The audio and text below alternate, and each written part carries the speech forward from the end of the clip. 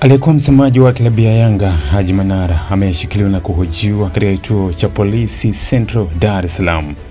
Akithibitisha taarifa hizo zilizosambaa kwenye mitandao ya kijamii mapema hii leo Juni 13 mwaka 2025, kamanda wa polisi kanda maalum ya Dar es Salaam Jumanne Muliro amesema Manara amehojiwa kwa tuhuma za kumdhalilisha rais wa shirikisho la mpira Tanzania Wallace Karia.